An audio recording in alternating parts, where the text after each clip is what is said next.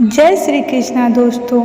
आज हम आजा एकादशी व्रत कथा का श्रवण करते हैं, लेकिन इसके पहले अगर आप हमारे चैनल पर नए हैं तो हमारे वीडियो को लाइक करके सब्सक्राइब करना बिल्कुल ना भूलें और ज़्यादा से ज़्यादा इसे शेयर करें। पौराणिक काल में भगवान श्री राम के वंश में अयोध्या नगरी में एक चक्रवर्ती राजा हरिश्चंद्र नाम का एक राजा हुआ था। राजा अपने सत्यनिष्ठा और ईमानदारी के लिए प्रसिद्ध था। एक बार देवताओं ने इनकी परीक्षा लेने की योजना बनाई। राजा ने स्वप्न में देखा कि ऋषि विश्वामित्र को उन्होंने अपना राजपाट दान कर दिया है।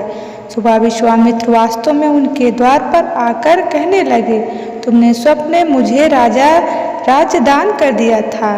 ने सब कुछ विश्वामित्र को सौंप दिया। दान के लिए दक्षिणा चुकाने हेतु राजा हरिश्चंद्र को पूर्व जन्म के कर्म फल के कारण पत्नी बेटा खुद को बेचना पड़ा। हरिश्चंद्र को एक डोम के खरीद लिया। शमशान भूमि पर दाह संस्कारों का काम करवाता था।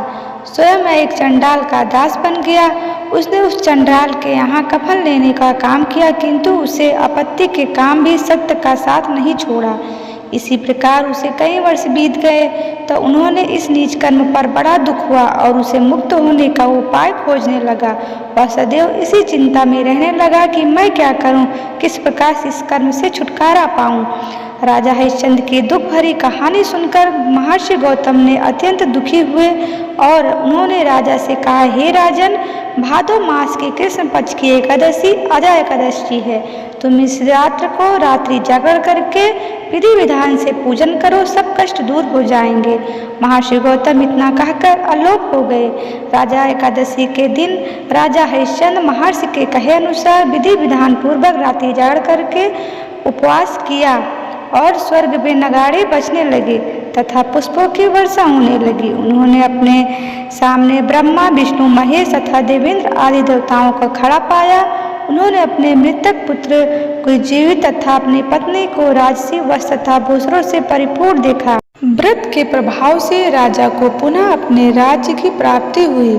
वास्तव में एक ऋषि ने राजा की परीक्षा लेने के लिए सब कौतुक किया था, परंतु आजा एकादशी के व्रत के प्रभाव से ऋषि द्वारा रची गई सारी माया समाप्त हो गई। अंत समय में हरिश्चंद्र अपने परिवार सहित स्वर्ग लोक को गए। जो मनुष्य इस उपवास को विधि विधान पूर्वक करते हैं तथा रात्रि जागरण करते हैं, उनके सभी पाप नष्ट हो जाते हैं और अंत में वे स्वर्ग को प्राप्त करते हैं। इस एकादशी व्रत की कथा के श्रवण मात्र से ही अश्वमेध यज्ञ का फल की प्राप्ति मिलती है। हे फ्रेंड्स, हमारा आजा एकादशी व्रत कथा आपको कैसा लगा? अगर अच्छा लगा हो तो कमेंट बॉक्स में जय श्री कृष्णा जरूर लिखें और हमें ज़्यादा से ज़्यादा लाइक और शेयर करें ताकि दूसरे लोग भी आजा एकादशी व्रत कथा का श्रवण कर सके। धन्यवाद वीडियो देखने के लिए। सब